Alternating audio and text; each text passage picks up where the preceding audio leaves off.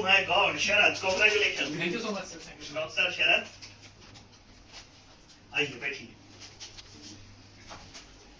So Dr. Sharad, finally you got a time from your busy schedule. Yeah. Yes, sir. I got it. So आज हमारे साथ है doctor Sharad Gajbhiye. He is Orenburg student from 2017 to 2023. First attempt he passed out FMG exam with the flying color marks. And आज उनकी journey जो initially एक innocent बच्चे की थी एंड आज एक मैच्योर डॉक्टर वाली है, उसके बारे में हम डिस्कस करेंगे.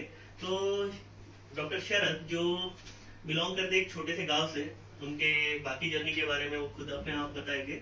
उनकी रशिया की जर्नी कैसी थी, फर्स्ट ईयर में कैसे फिल आउट था, सेकंड ईयर कैसे गया, एंड एफएमजी के बारे में जो उनका कॉन्सेप्ट था एंड किस तरीके से उन्होंने प्रिपेयर की, और हाउ इनका प्रिपरेशन कंपैरेटिवली बाकी बच्चों के रैंडमाइज डिफरेंट था. ये पर्सनली बहुत पहले समझ गए थे कि उनको किस तरीके से क्या चाहिए, what they need from examination और उन्हें कैसे प्रिपेयर करना. तो all over to the Sharad and Sharad will explain us. तो शरद कैसे रहा, कैसे हुई आपकी एडमिशन, कैसे हुई आपकी journey? Hello everyone. Myself Sharad. Sharad Vasant Rao Gajभिये. मैंने ओरेनबर्ग स्टेट मेडिकल यूनिवर्सिटी से एमबीबीएस मेरा कंप्लीट है और मैंने अभी फर्स्ट अटेम्प्ट में मेरा एफएमजी पास आउट है और आई एम हियर. अभी एफएमजी के एग्जाम देने के लिए आप अभी 2023 में है, फर्स्ट अटेम्प्ट में आपकी एग्जाम पास हुई. तो आप जब गए थे रशिया तो कैसे, क्या जर्नी थी, या पहले से डिसाइड किया था, या फिर कैसे डिसाइड किया कि आपको सच में डॉक्टर बनना है, या फिर बाकी और कोई ऑप्शंस थे? अगर आप रशिया नहीं जाते तो क्या करते? कहना तो मतलब अगर मैं अभी कहना चाहूँ तो डिसाइड तो तभी हो गया था आफ्टर 10th जब मैंने साइंस फील्ड में एंटर किया था. पापा का तो तभी से था क्योंकि पापा के जो क्लोजेस्ट फ्रेंड्स हैं उनके सारे बेटे डॉक्टर्स हैं. तो पापा के मन में भी था कि हाँ मेरा बेटा भी डॉक्टर बने. उन्हें और उसके बाद जब मैं 11th में था तभी उन्होंने टेस्ट सीरीज वगैरह स्टार्ट कर दी थी नीट के लिए. फिर जब उस टाइम पे पीएमटी होती थी तो टेस्ट सीरीज वगैरह उन्होंने स्टार्ट करके दी थी. कोचिंग भी मेरी थी तब उस नीट के लिए. उसके बाद प्लान था कि मुझे एमबीबीएस करना है. 12th after passing my 12th मैंने नीट का एग्जाम दिया. उसमें मुझे डिसेंट नंबर्स मिले लेकिन वो सफिशिएंट नहीं थे गवर्नमेंट मेडिकल कॉलेज के लिए. मुझे प्राइवेट में एडमिशन मिल रहा था. तो फिर मैंने बाकी के ऑप्शंस जो थे वो मैंने एक्सप्लोर करना स्टार्ट किए, जिसमें एज अ गाइडेंस मेरे जो जीजाजी थे उन्होंने काफी ज्यादा मुझे हेल्प की, काफी ज्यादा उनका सपोर्ट है. और फिर उन्होंने ही बताया कि हाँ अब्रॉड में भी आप एमबीबीएस कर सकते हो. उसके बाद उन्होंने मुझे हमारे भैया जो है डॉक्टर नितिन शर्नागत, इनसे उन्होंने मुलाकात करवाई. उसके बाद जो भी गाइडेंस था उसमें रशिया में जाकर कैसे रहना है, खाना पीना कैसा रहेगा, आपको वहाँ पे कितना खर्चा आएगा, वहाँ पे वेदर कैसा है, सूटेबल होगा या नहीं, सारी चीजें इन्होंने एक्सप्लेन की. उसके बाद मैंने और मेरे पापा ने सब बैठ के डिसाइड किया कि हाँ पापा ने मेरे से बस एक ही बार पूछा है कि तुम सरवाइव कर पाओगे वेदर में. उन्होंने ये नहीं पूछा कि तुम पढ़ पाओगे या नहीं. उन्होंने ये पूछा कि तुम उस वेदर में जो रशिया में जो है कोल्ड वेदर होता है 30-40 डिग्री सेल्सियस, बस उनका क्वेश्चन वही था. क्योंकि मैं हमेशा से after passing my 5th class मैं हमेशा से बाहर ही रहता आया हूँ. तो उनको पता है कि मेरा बेटा पढ़ाई तो करता ही है, बस क्वेश्चन आएगा तो सिर्फ वही कि कोल्ड टेम्परेचर है वहाँ पे सर्वाइव कर पाएगा.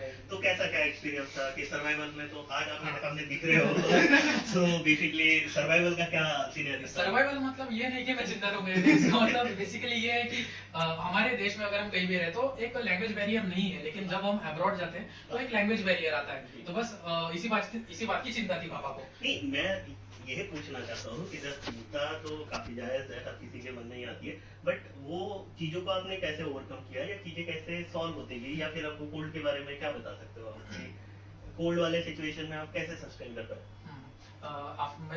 यहाँ से जब मैं दिल्ली से गया रशिया में तो मुझे अभी भी याद है हमारा पहला दिन था. तब शायद -10 या 12 होगा. उसके पहले जस्ट थोड़ी देर पहले ही स्नोफॉल हुआ था या फिर बारिश हुई थी और ठंडा मौसम था. -10 या 12 था और हम हॉस्टल के बाहर फॉर द वैक्सीनेशन हम वहाँ पे खड़े थे. 1 घंटा हम वहाँ पे खड़े रहे. तो तभी मैं समझ गया था कि हाँ यार उतना भी नहीं है ऐसा, तो मनाली जैसा सिचुएशन है. मींस कि there was a temperature which is adaptable and room के अंदर I think so it is, room के अंदर वहाँ पे हीटर्स वगैरह है तो कोई दिक्कत वाली बात ही नहीं है. ऐसा लगता है घर में ही है.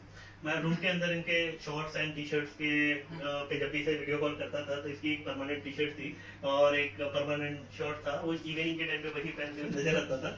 ये कट कर देंगे, ठीक है। तो basically it is very comfortable in a room, सिर्फ आपको लोकल टाइम में ट्रैवल करते हुए थोड़ा सा कोल्ड फेस करना पड़ता है। I just want to know कि मेरा भी खुद का यूजी रशिया से पास होता है, तो मैं बस ये जानना चाहता हूँ कि clinical exposure and language barrier, ये 2 पॉइंट्स हैं जो very particularly you have to understand. तो लैंग्वेज बैरियर को ओवरकम करने में, लैंग्वेज सीखने में मजा आता है या ऐसा लगता है कि बिना मतलब कि एक लैंग्वेज गले पड़ गई? नहीं नहीं नहीं, सीखना तो मस्ट है। अगर तुम्हें रशिया में सरवाइव करना है, लोगों से बातें करनी है, रशिया में of course you are medical student, आपको पेशेंट से बातें करनी पड़ेगी और रशिया में लोग रशियन ही बोलते हैं, तो रशियन आपको मस्ट है कि आपको सीखना ही पड़ेगा। तो बहुत ज्यादा डिफिकल्ट है, बहुत ही ऐसे कि सर कुछ आते हुए नहीं, हो पाए ये चीजें हमें ऐसा लगता है जब हम थियोरेटिकली पढ़ते हैं, लेकिन हम उस जो हम पढ़ते हैं उसको जब हम यूज करते हैं, ऐसा नहीं है कि रशियन एकदम बहुत ज्यादा डिफिकल्ट है, थोड़ी सी है। जैसे हम कह सकते हैं, अभी हम हिंदी में बात कर रहे हैं, अगर कोई एकदम मराठी में बात करे तो कुछ कुछ जैसे शब्द आते हैं जो हम एकदम जोर से प्रेशर के साथ बात करने पड़ते हैं, बस वही 2-4 शब्द है जो हार्ड जाते हैं प्रोनाउंसिएशन में, बाकी लैंग्वेज बैरियर में कोई दिक्कत नहीं। Language barrier is the not big issue, weather का तो सस्टेनेबिलिटी थी। You are bright student from the childhood, आपके साथ में doctor Tirupati is also your same schoolmate and Tirupati is the same your room partner and both are passing with the same time and hopefully आपकी internship भी दोनों के साथ में ही हो, ठीक है, एंड पीजी भी शायद एक ही कॉलेज से हो, ठीक है। तो ये वाला एक पॉइंट है कि आपका फ्रेंडलीहुड यहाँ से आपको तो साथ में जाते हुए मिला था, तो उसका फायदा होता है या नुकसान कि आपकी वहाँ की कोई चोरी इंडिया में बता दी जाती है, ऐसा तो नहीं है? नहीं, फायदा तो डेफिनेटली होता है जब आप यहाँ से जाते हो, अगर आपके साथ कोई है भी नहीं तो कोई दिक्कत नहीं है। रशिया में वैसे बन ही जाते हैं, ग्रुप्स रहते हैं, आप जब ग्रुप में सारे मतलब 15 स्टूडेंट्स का एक ग्रुप होता है, ऐसे 10-12 ग्रुप्स रहते हैं हर बैच में। तो आपके ग्रुप में आई थिंक सो कि मेरे में एक सिंगल ग्रुप था, हाँ, है ना, तो उसमें और कोई बच्चे नहीं थे। तो अभी का जो एफएमडी का रिजल्ट है, तो आप बताइए कि ओरेनबर्ग में आपके बैच में जितने ग्रुप्स थे, ठीक है, और आपके ग्रुप, रिजल्ट में क्या डिफरेंस है? हमारे ओरेनबर्ग में अभी जो हम पास आउट हुए 6th ईयर से, तब हमारे बैच में शायद 12 बैचेस की 12 बैचेस में से हमारा 12 ग्रुप्स थे। 12 ग्रुप्स में से बस हमारा एक ऐसा ही ग्रुप है जिसका रिजल्ट 90% आया है। बाकी ग्रुप का उतना नहीं, बट मेन जो अपना मेरे पर्सनल ग्रुप जो ओरेनबर्ग का है, सिर्फ 2 बच्चे छोड़ के बाकी सारे बच्चे फर्स्ट अटेम्प्ट में एफएमजी पास आउट है, और वो 2 भी बाउंड्री पे रह गए। They will pass in June, I assure, and मुझे 100% श्योरिटी है कि वो हो जाएंगे।